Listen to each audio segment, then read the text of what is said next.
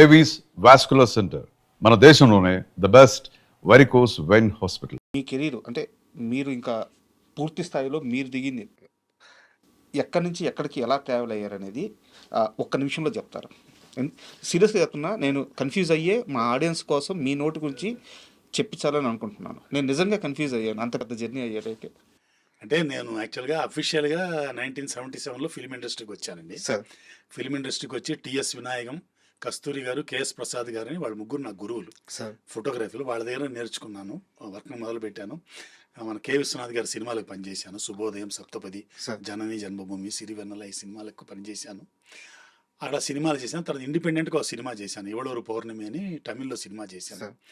ఆ తర్వాత మా సిస్టర్ ఇక్కడ హైదరాబాద్కి రావడం వల్ల దూరదర్శన్కి, మా నాన్నగారు ఇక్కడ షిఫ్ట్ అయిపోయారు. సో ఆయన బలవంతం మీద నన్ను కూడా ఇక్కడ పిలిపించాలని ఆయన ఇక్కడ పిలిపించారు. ఇక్కడికి రావడానికి ఆయన ఏం చేశారంటే, రామంతపూర్లో state institute of educational technology అని అప్పుడే స్టార్ట్ అయింది, టెలి స్కూల్ అని ప్రోగ్రామ్స్ చేసేవాళ్ళు, వీడియో ప్రోగ్రామ్స్.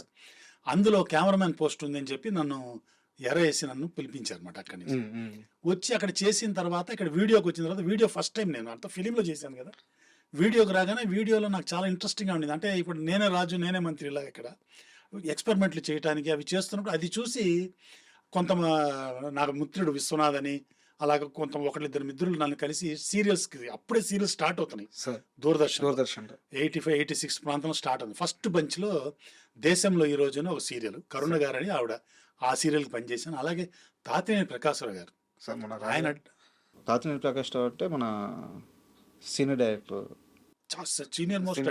తాతినేని ప్రకాశ్రావు గారు అంటే ఇండియాలో ఉండే టాప్ హీరోస్ అందరినీ డైరెక్ట్ చేసిన డైరెక్టర్ గారు ఆయన. ఆయన సీరియల్ చేశారు మీరు ఆలోచించండి, దానికి కెమెరామెన్ ఎడిటర్ని నేను. యాక్చువల్గా ఫస్ట్ ఎడిటింగ్లో జాయిన్ అయ్యానండి. కె గోవింద్ స్వామిని ఆయన దగ్గర చేశాను. తర్వాత ఎడిటింగ్ రూమ్ నచ్చక, నాకు లోపలే ఉండే యంగ్ కదా, నచ్చక బయటకు వచ్చి కెమెరాకి వచ్చాను నేను. సో ఎడిటింగ్ ఇది నాకు తెలుసు, ఎడిటింగ్. సో నేను ఇక్కడ వీడియోకి వచ్చిన తర్వాత నేనే ఎడిటింగ్ చేసుకోవడం మొదలుపెట్టాను. ఈ ఎక్విప్మెంట్ మీద ఈజీగా ఉండేది, ఫిలిం కంటే ఈజీ అయ్యేటప్పటికి ఇది చేయడం మొదలుపెట్టాను. సో అలాగా సీరియల్స్, దూరదర్శన్ సీరియల్స్ మొదలుపెట్టి దూరదర్శన్లో చాలా సీరియల్స్ చేశాను. ప్రదీప్ గారు వీళ్ళతంతా కలిసి చాలా సీరియల్స్ చేశాను.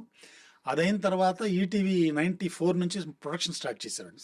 ఈటీవీలో స్టార్ట్ చేశాను. ఈటీవీ చేసి ఈటీవీలో ఒక 10-11 ఇయర్స్ దాకా ఈటీవీ సీరియల్స్ అన్ని, ఎండమావులు, శివలీలలు ఇలాంటి సీరియల్స్ అన్ని కూడా నేను కెమెరామెన్గా, ఎడిటర్గా చేశాను. డైరెక్షన్ కూడా ఫస్ట్ టైం ఈటీవీలో అయ్యాను, శివలీలు సీరియల్. ఆ తర్వాత ఎండమావులు ఈ సీరియల్స్కి అన్నీ చేశాను. ఆ తర్వాత జెమినీ, జీ తెలుగు, మా టీవీ, ఎస్వీబీసీ అన్ని ఛానల్స్కి అన్నిటికి కూడా చేశాను. ఈ మధ్యలో ఏంటంటే మా గురువు గారు కె రాఘవేంద్రరావు గారు, ఆయనతో 96 ఆ ప్రాంతంలో ఆయనతో కలిశాను. ఆయనతో కలిసి ఆయన ఎలక్ట్రానిక్ మీడియాకి యాడ్స్ చేసేవారు, ఆ యాడ్స్ చేసేవాడిని. అలాగే ఆయనతో కలిసి ఆయన సీరియల్స్కి అన్నిటి కూడా నా చేత డైరెక్ట్ చేయించేవారు ఆయన, ఆ మైథలాజికల్స్ అవన్నీ. అలాగే ఆయన సినిమాల్లో కూడా ఏదైనా మైథలాజికల్ వర్క్ ఉంటే ఆ వర్క్ అంతా నాతో చేయిస్తారు సార్. ఇప్పుడు షిర్దీ సాయి కానివ్వండి, అన్నమయ్య, ఇంటింటి అన్నమయ్య, ఓం నమో వెంకటేశాయ, ఇలాంటి సినిమాలన్నిటి కూడా కొంతవరకు అది కూడా చేశాను అనమాట. అలా చేసుకుంటూ వచ్చి డైరెక్టర్ అయ్యాను, ఇట్ అయ్యాను. ఇలా వస్తుండగా మధ్యలో నాకు మన పుల్లారావు గారని వివి వినాయక్ గారి కో డైరెక్టర్ గారు, ఆయన ఏంటంటే ఒక ఖైదీ నెంబర్ 150 చిరంజీవి గారి సినిమాలో ఒక మీడియా పర్సన్ వేషం ఉంది, నువ్వు వేస్తే బాగుంటుంది, ఒక్కరోజు రావయ్యా అని ఆయన పిలిస్తే, సరే షూటింగ్ చూద్దాం సరదా, చాలా రోజులు అయింది కదా అని చెప్పి నేను కూడా వెళ్ళి చేశాను. అది 2 రోజులు.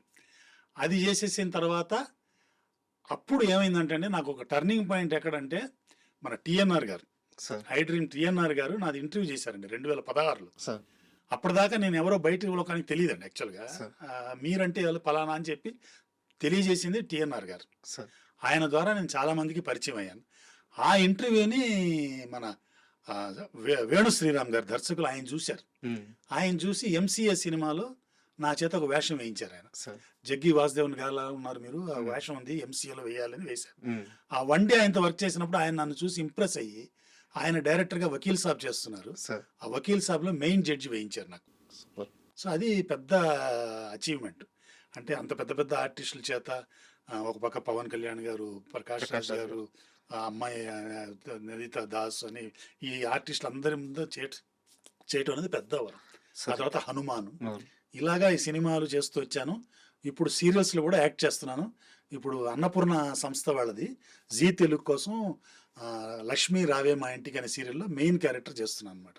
అది ఇప్పుడు దాకా చిన్న ఇది లైఫ్ హిస్టరీ అనమాట.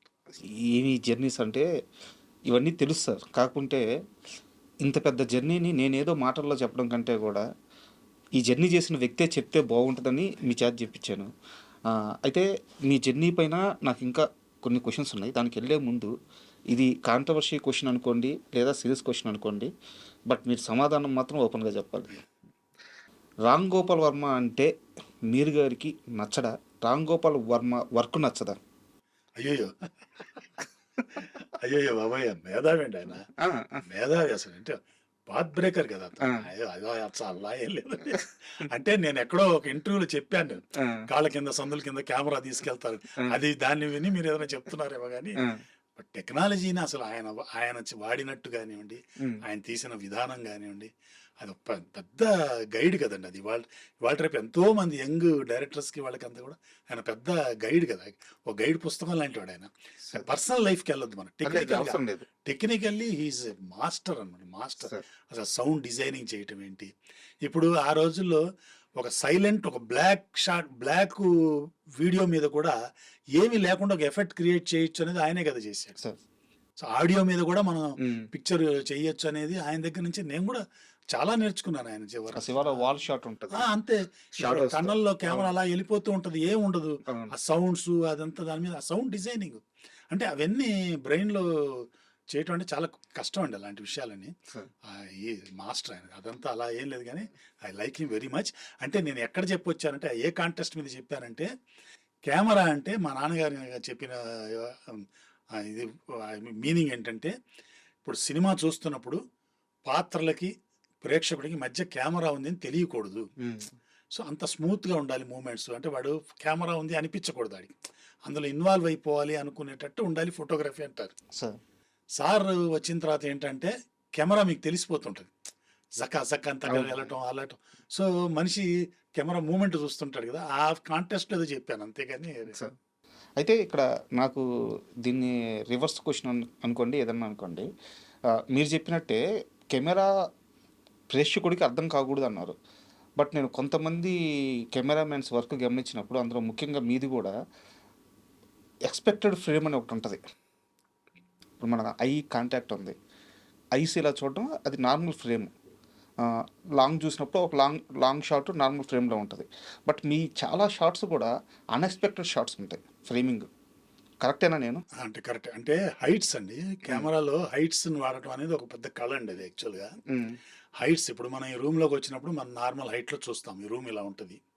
అదే కెమెరా కమ్మల కింద పెట్టేశారు అనుకోండి, ఈ రూమ్ డైమెన్షన్స్ మారిపోతాయి. మీరు ఎప్పుడు యాంగిల్ చూస్తుంటారు కదా. కరెక్ట్. లోపలికి వచ్చినప్పుడు కింద